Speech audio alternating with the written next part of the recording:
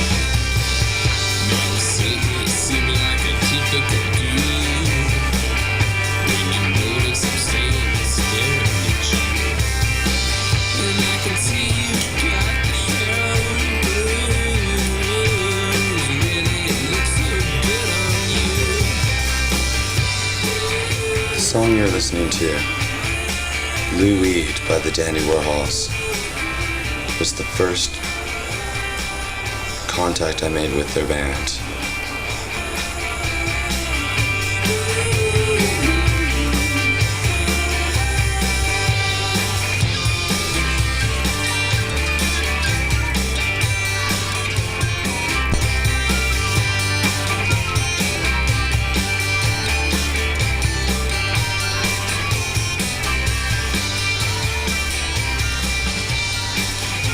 At the time, Joel and I were living in DP's car and sleeping bags, trying to do anything we could to get serious about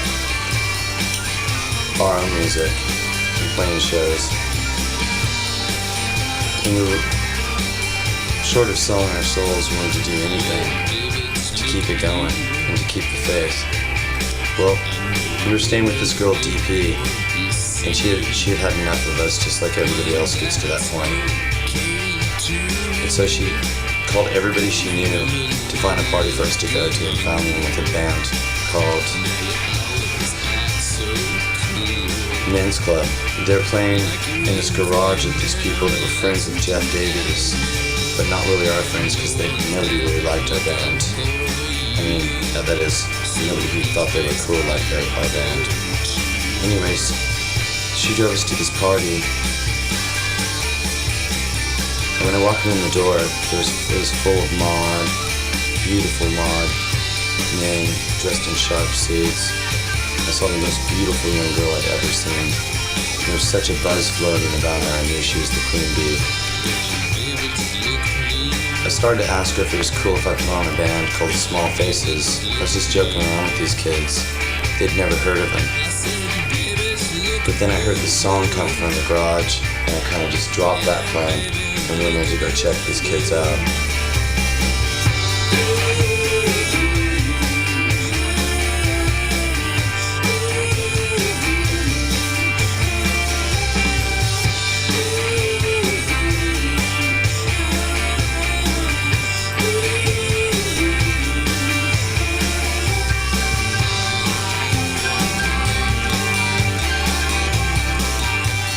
I walk in and there's this girl, no bass player. She's playing a chord, similar to a mini-mig.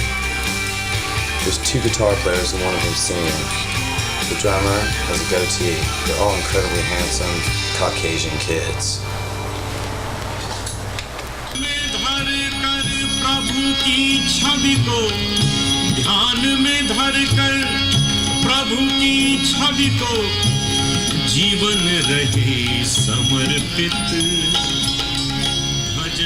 Eric,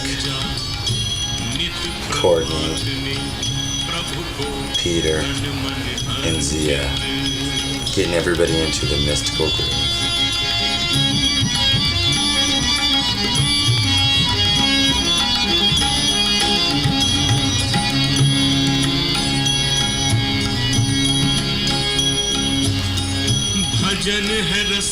Now Eric looked like he didn't give a shit. Peter looked like he was having a great time. Courtney looked like you shouldn't ask him whether he's having a great time or bad time because he was the boss. But Zia, she had that friendly look of a deadhead who just sampled all the free goods in the whole damn lot. She had a funny way of smiling at people that communicated immediately she was having a great time, that hypnotized you. So you would have a good time too. It was very friendly, very warm, and very welcoming. I felt right at home.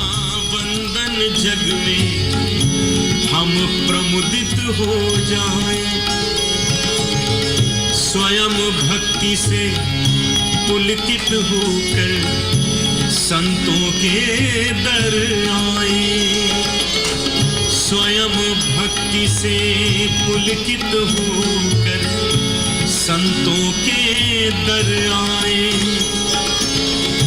ये तो ऐसी रसना प्यारे ये तो ऐसी रसना प्यारे. Anyways, I walked up to Zia and I said, man, in between a song, your band reminds me so much of this band Hollow Body I produced and put a single out on my label. I'd really like to go out to my car and give you some of the records that I put out. She says, that's cool, we're gonna play, but next song tell us and give it to us. So I said, okay, that's cool. So I went out to my car.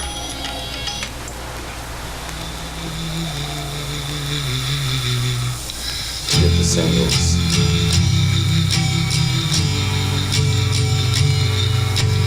Thrown like a star in my vast but I opened my eyes to take a peek to find that I was by. Now, in case you haven't noticed, I have a little bit of a manic energy about me. It's a really good thing for some people. And for people that are full of hate, it's a really bad thing.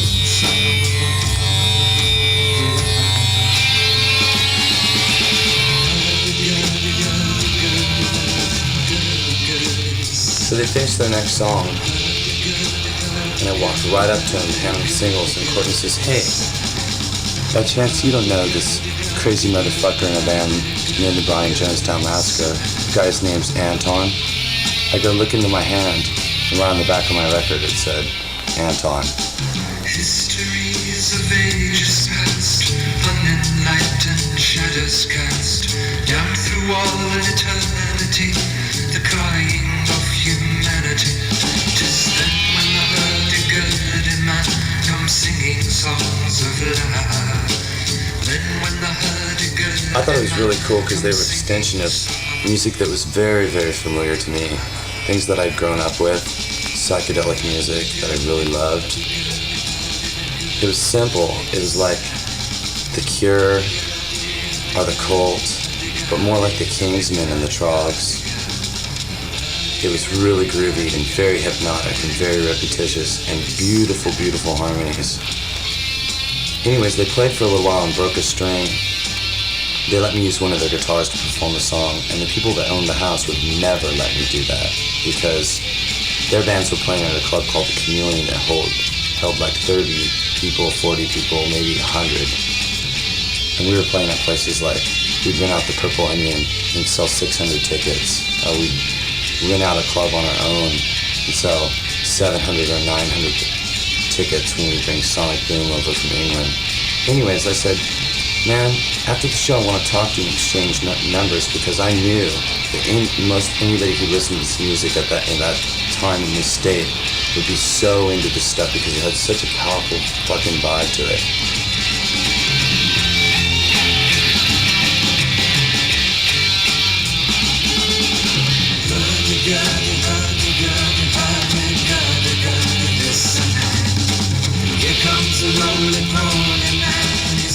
I said, man, don't you understand what's going on?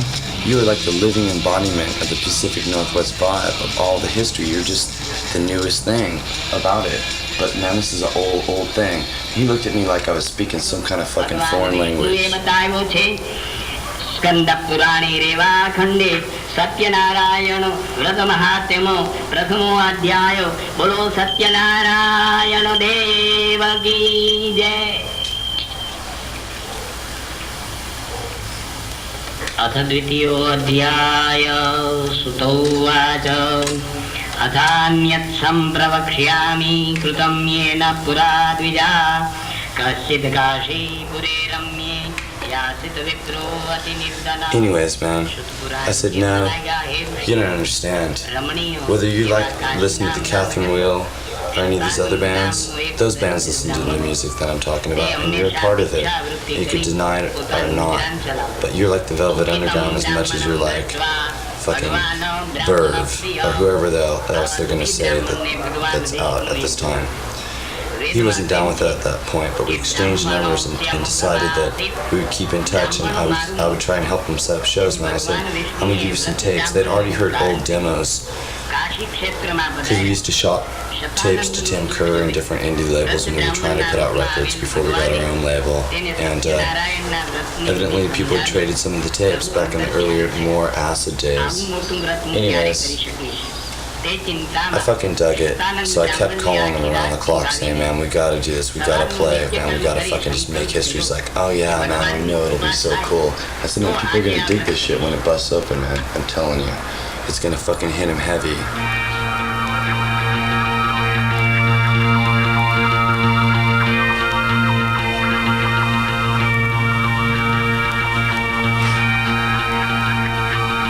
I'm sure he wondered.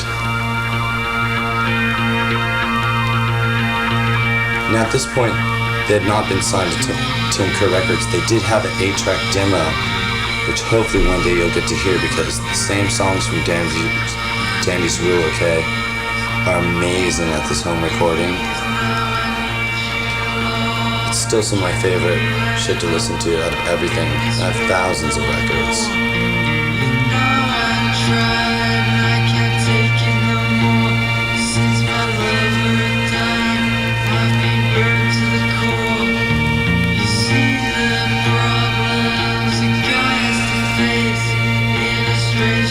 So anyways, Joel was hanging out, and by that time Matt Hollywood and a couple other guys showed up, and we all introduced ourselves, and everything was quick. Race car drag, strip drive, thrift store superstar, championship shoppers. We were all dressed in black, kind of dirty, kind of scruffy, kind of dark circles under eyes, and drinking like fucking sailors. Mostly other people's beer though.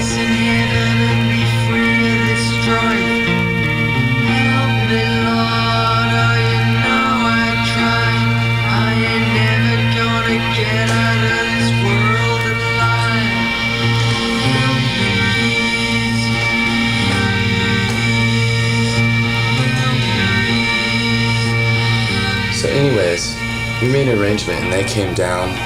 And we set up a show. We were playing at the Trocadero Transfer, and it was pretty groovy. We used to have this gig, like after people like the Chemical Brothers would play, well, we'd be upstairs with our band ready to go, and they'd invite everybody in the club, and it was 18 and over, to stay until 4 o'clock in the morning and dance to groovy shit, so the DJs would take over downstairs, and we'd be playing upstairs in the party. So we used to have like basically from 11 o'clock at night until like 4 in the morning to play. So we brought them down here and said, we'll introduce you to some people.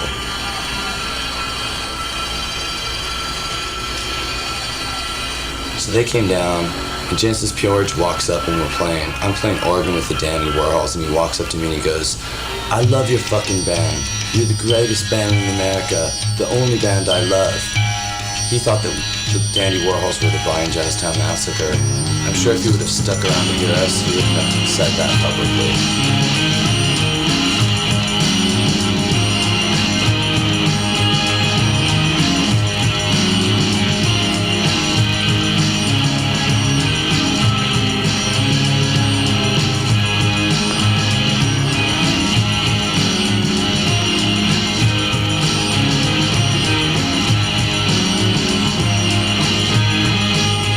That was all good, and that night ended. And we made plans to go up to Portland, and we went up there. And by this time, I've been shopping their tapes around. They gave me 2 tapes to start with. I talked to David Derzinski, our manager at the time, into copying them off, and we gave them to every single person that we'd ever talked to in the business. And we said, well, never mind about us. Check this shit out, I swear. Before we knew it, the next time we were playing, there'd be like 100 people from record companies on the guest list. And we'd already been negotiating with companies, but our deal is simple. Like, they ask you what you want, and we said, we want to be understood for what we are, which is free, baby. And so if you want us to be the next Bush or Smashing Pumpkins or Nirvana or the Monkees or whoever the fuck, you just go right down the street and there's a million people waiting for you.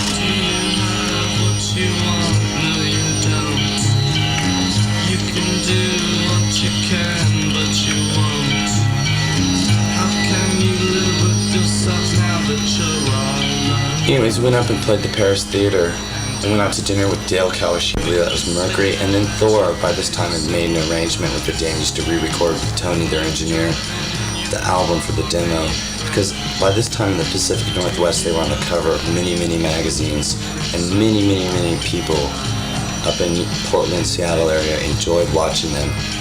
Of course, I'm sure they had as many enemies as they did fans. No matter though, they're a great band.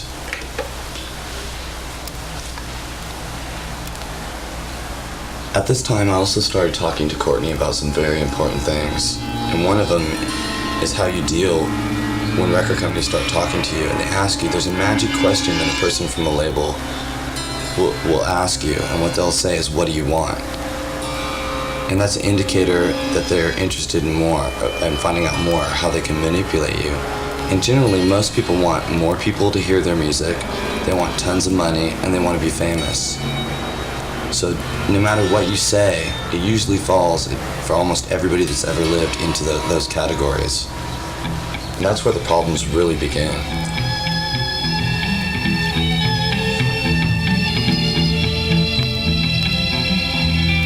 Is being told by somebody, anything you say, baby.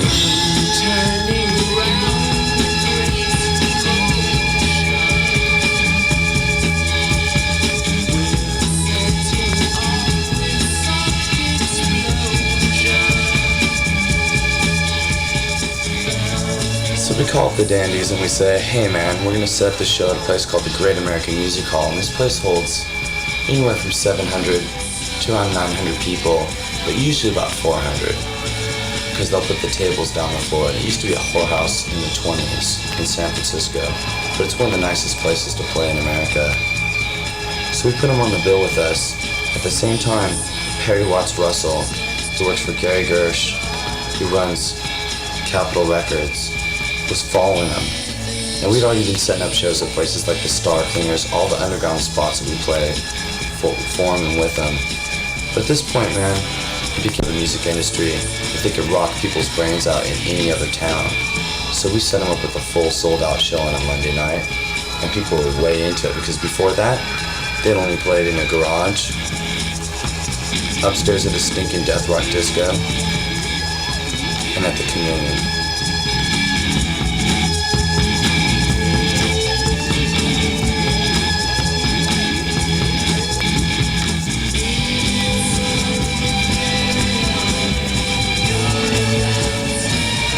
Anyways, Cano, he offered us his house so we could throw the Dandies a little after the show party, do a little living up. And when they came down, me and Joel had both done things like given them the keys to our houses and said, hey man, just feel comfortable and make yourself at home. Let's have the greatest time of our lives. Well, Berlin, I said, groovy. And he's talking, hey man, I think you're this talented, amazing person, and I think you should be on the same label as the Beatles and the Beach Boys and the Beastie Boys and all this jazz. I want to be your friend, and he's talking in terms of friends and family. And I'm standing right in between them, and I kind of have to interrupt, even though it's not my business, and I say, hey, this ain't got nothing to do with friends or family. This is fucking reality, dude. If it comes down to your job, or Courtney Taylor's job, which is working for you, and Gary Gersh says, hey, Courtney, you're dicking off and you didn't sell a lot of records, you're not gonna say, I'm walking out. If your name's Perry Watts Russell and Gary Gersh tells you that, what are you gonna say? You're gonna say, sorry, we tried, but that's tough shit. So I told Perry he was full of fucking shit for saying, hey, I want to be your friend and family, which is the same thing that Greg Shaw from Bomb Records said to me, but only if I need to live with Greg Shaw, I live with him. If a record company comes up to my label and says, I want to buy your label because we want the Brian Jonestown Massacre, he says, guess what? Tough shit. It's his own label. I don't own the records. That's love, yeah, yeah, yeah. That's love, yeah, yeah, yeah. The ball that brings me to, I like the ball that brings me to. So check this out. At the same time, I've been talking to all these labels too. I had went to KROQ in Los Angeles and given them a tape of the Dandy Warhols, like advanced before the CD came out, and they put it on a thing called the Daily New Music Channel Challenge, where people call in, they listen to the record, and there's 2 songs. They'll play one from one band and one from another. And if you win, you get to go on to the next day. Well, they beat out 9 Inch Nails' new song, which was from the Downward Spiral record. And they beat out everybody until they finally said, well, this is ridiculous. Everybody likes the TV theme song. And I was sure at that point that it was cooking. So I was calling Courtney up saying, hey, man, these people are all saying the same thing to you, which is, what do you want? We'll do anything you say. I suggest, man, that you don't get a manager and that you tell them you need a couple months to think about this shit, because that's a heavy thing. He's like, Anton, everybody's telling me what to do, man. Everybody's telling me what to do. I don't dig it, okay? 2 days later, I call him back, and his management and his lawyer that they got, he's like, I lost like $40,000 or maybe 60 or 70, I'm not sure. But he was telling me he was going to get this house with a studio in the basement. It was a 30s cafe. We were going to buy it for $50,000. When you see him on tour, ask him where he's living.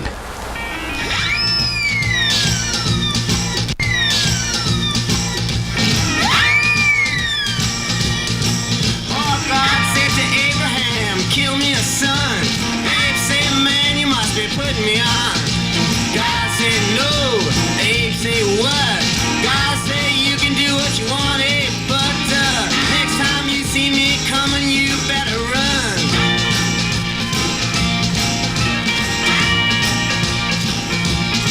Well, Abe said, where you want this killing done? God said, on Highway 61.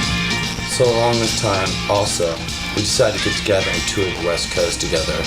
And that was the show. There was a band that we got to open up with us called Super Deluxe. Man, by the time we get to LA, it's so ridiculous. I think we're playing the Alligators. Live outside, and they only got 20 tickets available because everybody's in the industry and their friends are all on the guest list, so we're playing to a crowd of suits, man. And they go down, and Courtney's saying shit like to these guys like, well, are you still gonna dig us? And they're like, dude, we dig you all the way. We're just coming for a formality. I said, that's cool. Meanwhile, we're like fucking throwing up on stage, falling over silly, breaking guitars, but also playing some badass music.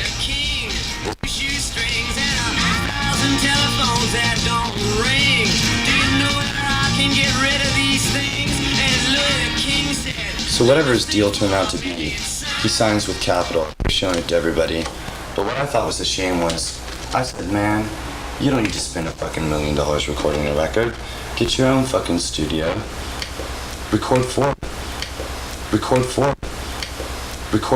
One when you want, but the band's gonna break and you're never gonna have time to do that. And be prepared and it'll all be groovy. All of a sudden, you've met this. Oh, dude, yes you can. You let it.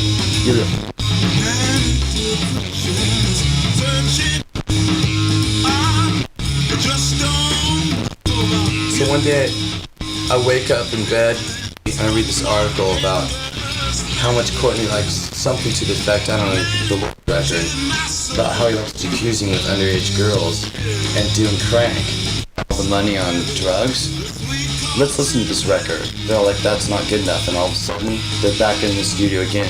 In the same period of time, they're all like, that's not good enough, and all of a sudden, let's listen to this record. They're all like, that's not good enough, and all of a sudden, they're all like, that's not good enough, and all of a sudden, more than $4,000 on the car. And here's the real. I just dug the music. Just the music, man. Why are you in this? What are you doing? Dig music. Dig you, I don't dig him, I don't. Oh, we are family, I dig him. Too, man. And on that note,